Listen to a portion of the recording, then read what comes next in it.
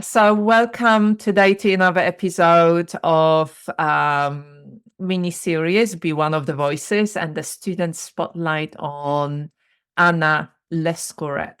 I hope I pronounced it correctly. Hello, Anna. Hello. Thank you And for that's joining. fine. Yeah, thank you for joining me today. Yes, we were just talking. It's the French is not my strong side, I have to say. So Anna, thank you so much for joining me today to talk about the training. And it might be useful for you to say a little bit about the kind of work that you do. Maybe we can start with that. Yeah, sure. So first of all, I'll say thank you very much for inviting me. Pleasure. It's an absolute pleasure. So I work as a yoga teacher, and I'm also a yoga therapist. And I also guide retreats. So it's the finger in many little pies. Yes. At the moment, though, because my youngest still isn't in school, so she's 2, I'm working more or less part-time. So my yoga therapy one-to-ones, then I'm not really offering them, or well, I'm not, how can I say, putting myself out there at the moment, just because of time. But yeah, I think that's it. Great. And so let me just ask you, why did you sign up for the 160-hour trauma-informed somatic teacher and coach for women certification training? Okay, so there's quite a lot of reasons actually. So before taking your training, I was looking at so many different trainings. So I was looking at trainings on somatics, and then as we know, somatics goes in so many different ways. So I'll go into that a little bit more afterwards. I was looking at anatomy of the pelvis because something in me was saying I wanted to work more with women, and it seemed to be that a lot of my one-to-ones beforehand were to do with pelvic pain or to do, with the pelvic floor. So I was thinking about that, and then I was also really interested in becoming trauma informed. And so there was all this stuff. And at the same time, I was thinking, God, I really do need some guidance of how I'm going to how can I say, work in in a better way for myself. From September, when my littlest starts school. So I had all these things going on in my head. And then there was this little voice going, like deep down, that was going, what you really need is a course where you can slow down and it can be for you. Because all the courses I was looking at were for someone else. So I need to learn more about pelvis for, I don't know, I had like people in mind. I need to work, I need to learn more about, okay, somatics would be for me, but it would also be really beneficial for blah, blah, blah. And it wasn't necessarily, something that was really focusing on my own well-being. And trauma informed was something, so I think and personally, maybe it's useful for anyone who's working with others to be trauma informed. So when I saw your course, I thought, wow, that's just everything in one. But same time I thought, oh no, I can't do that. It's I'll do the trauma informed 80 hours. And then I talked to you, and when we were talking, he said, oh, why not? And it was like this little voice in your head, like, do it. What? And that was it. So Yeah. in a nutshell.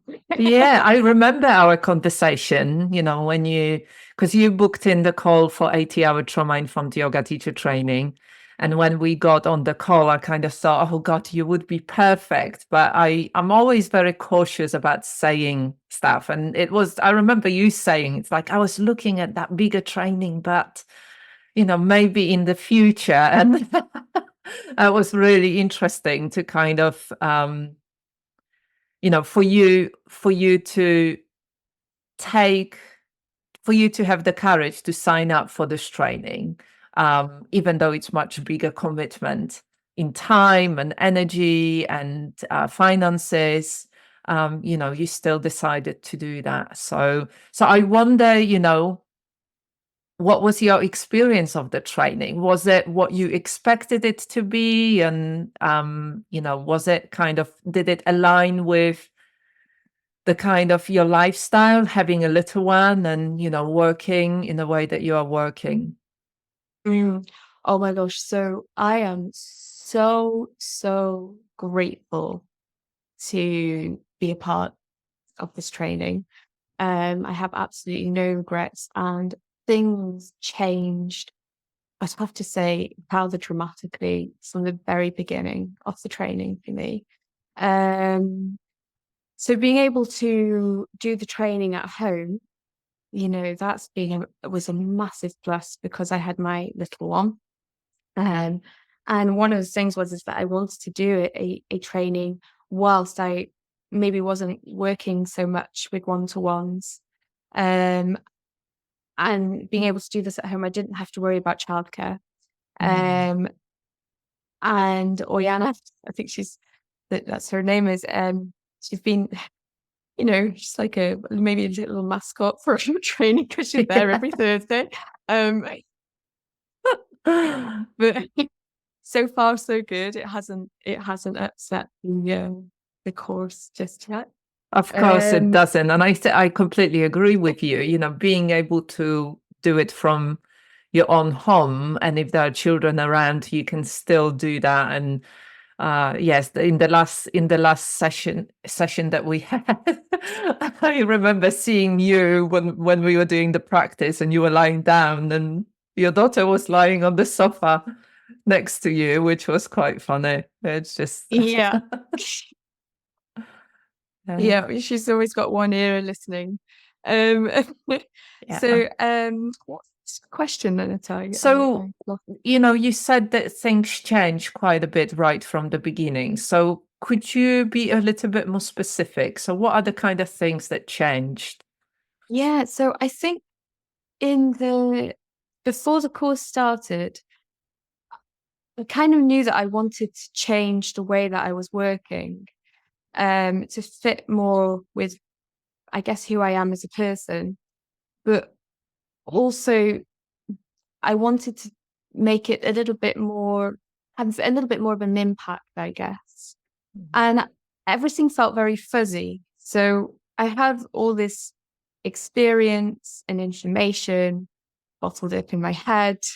And I was a little bit like a ketchup bottle that was too full, so nothing was coming out, if that makes sense. And I think I remember saying to you before the course started, it was like it was all up here in the air. And I couldn't work it out. Like, where was I going and what was I doing?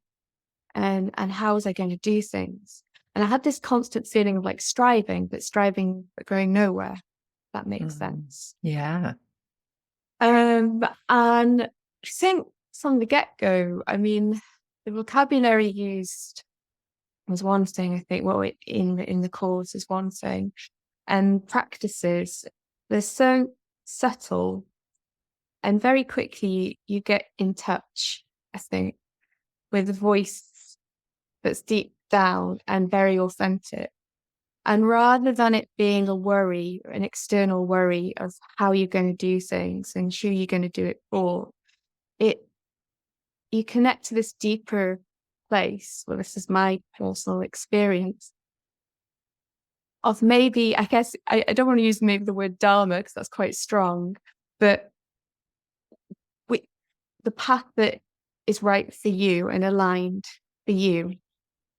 I know that, so very, very quickly, well, I'll say when I was living in London this is years ago now. It's about just over 10 years ago. Um, I was in a place where I was a bit unhappy, really. I had an office job, but everything on paper looked perfect. And then I started quite a strong Ashtanga practice, and things clicked in my body and my mind very quickly. Like, I'm not happy, things need to change. And every time I went back to revisit my yoga practice, this voice got stronger and stronger until I couldn't ignore it anymore. And it was almost like I was being guided from my body, and things just developed by themselves. And eventually I met, after, lots of traveling around India and all sorts of other fun things, I met my husband and became a yoga teacher. And then I think this sort of worry and sort of this voice of like, right, now what? Now you've got kids and you've got a mortgage and you need to sort of make things work, came into mind, rather than letting things just develop naturally. And I think with your course, you sort of come back home, in a way. Yeah. So coming back to that inner knowing and inner kind of compass of what's right for you. Yeah, rather than being tugged. And there's lots on social media, isn't there? Like, you need this and you must do that, and this is how it needs to be done. And you move away from that because you go back in. And there's so many tools and techniques that you've taught us as well. I mean, focusing is one that I want to go much deeper into, and it's helped me so much. Yeah. Already, it's just, you have these tools, and I have a meditation practice. I was going to say I had, but I still do. But it's now almost like I get settled, and it's like, which way am I going to go today? Which feels lovely. Yeah. Yeah, I love that. I love that. It's, the practice of focusing, or as I call it, embodied listening. It really teaches you to relate differently, to really listen within rather than fix and having a very prescribed way of doing things. It's more about listening first and then doing the practice that feels the most aligned. Yeah, it's a very different way of doing it, isn't it? It's like we both have got, background of yoga, and yoga has been part of our lives for many years. And it's a very different approach. It's even to your yoga practice. I don't know if you notice that, like, rather than just coming in and having this prescribed way of doing it, because that's what I do, it kind of changes to kind of pausing and turning inward and listening, and then allowing the body to guide you into the practice. Like, what's the movements? What's really needed here in this moment? Yeah. Absolutely. Yeah. Yeah, absolutely. Yeah. So how? Sorry, go on. Go on. Go on. No, go on. No. My personal practice, I think I would say, well, it had already slowed down quite a lot. But yeah, absolutely. Now, it's switched a notch again. Yeah. I mean, one of the things is that, talking about the yoga practice, I feel like, because of my recent illness, and kind of my body having very little energy and ability and capacity in my body for a bit, it's kind of, and noticing how my practice have become more slower and more slower because I didn't have energy, without realizing that that was a very health related thing. It kind of coming back now and recovering for the last few weeks, and I kind of notice how my body wants different things. My body wants a bit of run with my dog, and my body wants a bit of like sun salutations, and my body was like, which it did not want for months.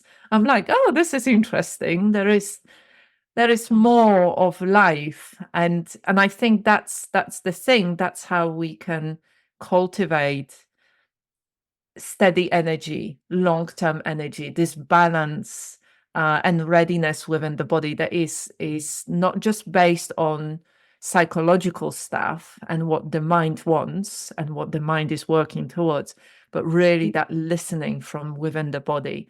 And, you were talking about impact. And I wonder, how has your teaching changed? How has the course, what kind of impact has the material and what we covered in the course had on the way that you teach and work with others? Oh, yes.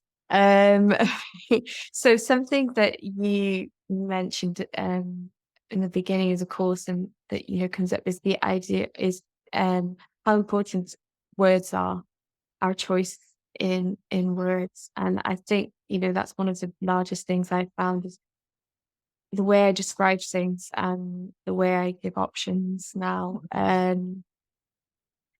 I think like reading a room, I hope I've always been, quite okay with. But now I think there's also this sort of inner confidence in myself to sometimes, just listen in and be like, okay, that's not working at this moment. Let's change that. And so, yeah, it's changed in a very subtle way. But in a big way, isn't it? Because what you're talking about is that choice and collaboration, this kind of co-creating with your students and your clients. Yeah, absolutely. And I think as well, that it's the sort of inner confidence as well to how can I say, to navigate a class sometimes, to in a way that's beneficial for all. Yeah, so it's been interesting to see. Yeah, lovely. So if I ask you what did you love the most about the training, what would you say? It might be more than one thing. There's like a long list, really. I mean, I look forward to our Thursdays so much. There's so many things. I love our group and the way we can talk. I mean, personally, in groups, normally I'm very quiet and I don't talk much. And I definitely don't ask questions because I'm a bit worried, that I'm going to look stupid. Whereas the environment in this group, it's so open that you feel so comfortable. It's just that things just slip out basically, and it's lovely. It's really special, and to be with these women from all over. We've all come from different walks of lives, and we have different professions, and we're not all all yoga teachers, and even the other yoga teachers in the group, we come from different places in our practices. So it's really different. It's really interesting sharing, and it's just a loving group, really. Really, I think we lift each other up, so that's fantastic. And having that space to share, because I think it's really important when you realize that maybe you're going through something and you're not alone, other people have done too. And then the things that we learn, it's so interesting from week to week. It's so varied and different. I was actually just yesterday, I was putting all the PDFs in order from the different modules, and I was thinking, my goodness, we've covered a lot. It's insane. And also just watching you, Annetta, the way that you guide us and lead us is just amazing. Your time management is like impeccable. And it's the way that you let you walk your talk, you reach me. So Lovely. I love your group and it's very interesting because every group is different, because it has got different people and it does different things, and it's really lovely to be able to connect with all of you and kind of see how you talk and how you engage in the group and how you support each other. And, there is so much compassion and kindness and so much understanding. And, many of you in your group have mentioned that it's unusual. It doesn't often happen that you are in a group of women where there is no competition and there is this support and there is, this kind of wholeheartedness and open-heartedness. It's really, really lovely. Yeah. So it's really lovely to be able to share your vulnerable side and know that you're not going to get judged. Yeah. And interesting, isn't it, that many of us had not that great experiences around it, and quite rightly so, that we are quite cautious and we are quite guarded maybe at times. So it takes a while to allow ourselves to be vulnerable in that way. Yeah. And so if I if there is somebody that is watching or listening and is kind of feeling maybe like you felt about the course, whether to sign up, whether not to sign up, whether it's the right time, whether whatever questions that they might be having, what would you say to them? I'd say take a chance and take that leap. Because it's absolutely worth it. I think maybe ask how you'd feel if you didn't do it. Because it's I think on a personal, professional, all levels, really, family level, it's life changing. I've been, people have observed, they've said, Gordana, you're really quite chilled out these days. And I'd have to put that down to a lot of the practices that I've learned, and I know that they're going to be valuable in one-to-ones later and in future courses, and they're already doing their magic in class. So Lovely. So if anybody was interested in finding out more about the work that you do and or maybe wanted to connect with you, how can they find you, Anna? So I kind of need to change my details really, because they're quite long, but the name of my website or on Instagram is and be yoga, and it's and be yoga dash Pyrenees Aquitaine, because that's where I'm based. Lovely. Thank you, Anna, and thank you so much for taking time to speak with me today and for being part of our community, obviously. Thank you.